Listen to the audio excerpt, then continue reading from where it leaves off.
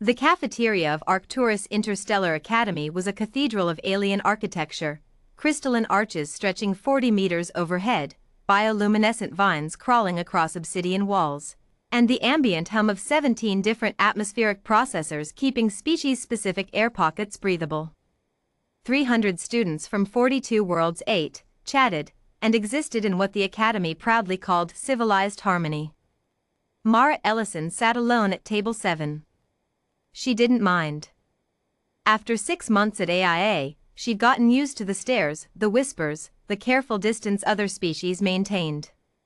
Humans were rare here.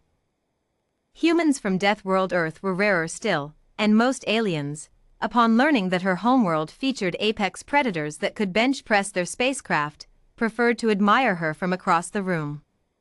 Her lunch tray held a military-grade protein pack, 2 synthetic apples, and a thermos of black coffee so strong it had once made a Velthian faint just from proximity. Simple. Sufficient. Earned. She'd been awake for 31 hours completing a combat logistics thesis. She was tired. That was when Kale Veyron arrived. Kale was Drethery, 7 feet of iridescent scales, 4 upper limbs, and a social status at AIA that bordered on royalty. His family funded 2 of the Academy's research wings. His laughter could silence a hallway.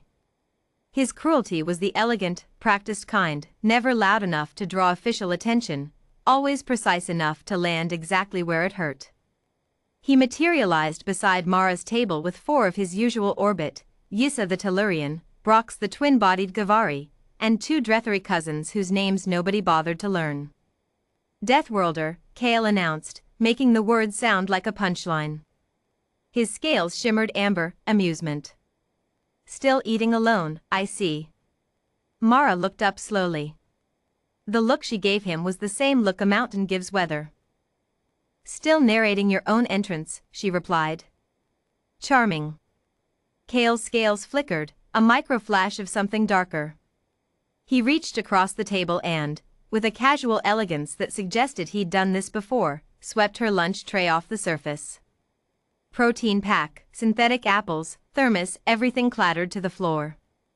The thermos bounced once and rolled under an adjacent table. The cafeteria went quiet in ripples, like a stone dropped in still water. Mara looked at the floor. Then she looked at Kale. Her expression did not change. You should pick that up, she said quietly. Should I? Kale tilted his great head.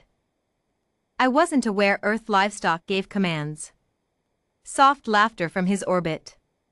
A few students nearby shifted uncomfortably but said nothing. This was Kale's world. Everyone knew it. Mara bent, retrieved her thermos from under the adjacent table, and stood. She held it for a moment, considering it. Then she looked at Kale Veyron one final time with eyes that were very calm and very old. Okay, she said simply. She walked out of the cafeteria. Nobody marked the moment as significant. That was their first mistake. 3 hours later, precisely, the Academy's internal alert system sang its emergency tone for the first time in 11 years. It began in the gymnasium. Mara had requested a private practice slot, which cadets were entitled to under AIA Charter Article 7. The training AI had assigned her Simulation Suite C, Standard Combat Parameters. What the training AI had not anticipated was that Mara would spend those 3 hours not practicing, but preparing. When Kale Veyron and his orbit arrived at the suite, Yissa had bragged loudly enough that they'd all come to watch the Deathworlder exercise and mock her form. They found the door unlocked and the lights at 30%. Mara was standing in the center of the room. She had, in 3 hours, done the following. Submitted a formal complaint under AIA Conduct Code Section 14, Property Destruction and Species-Based Harassment, with timestamp, 3 eyewitness statements she'd collected via comm-message, and cafeteria security footage she'd legally requested under the Academy's transparency provisions. She had also, very quietly, contacted the Terran diplomatic attaché whose office maintained jurisdiction over human cadets under the Interstellar Student Protection Compact of 2387. She had also notified the AIA Ethics Board that she intended to pursue the matter through every available channel unless the Academy demonstrated immediate institutional accountability, a phrase her father had told her once, that made administrators physically ill. And then, only then, she'd filed a secondary report noting that she had evidence Kale Veyron had committed the same offense against Cadet Yeln of the Aquathari delegation 6 weeks prior, a report that had been quietly buried.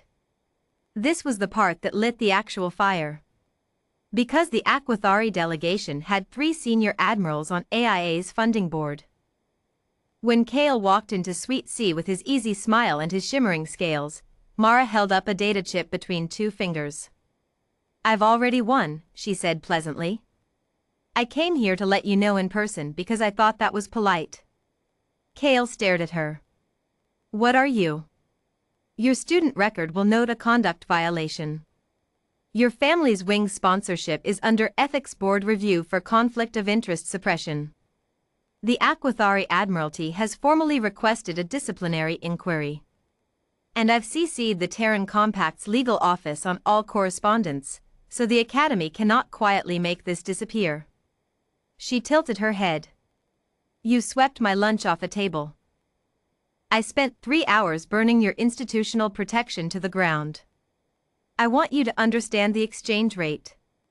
The silence in Suite C was the kind that had weight. Yis's bioluminescence flickered off entirely, a Tellurian stress response. Brox's 2 bodies stepped backward in unison.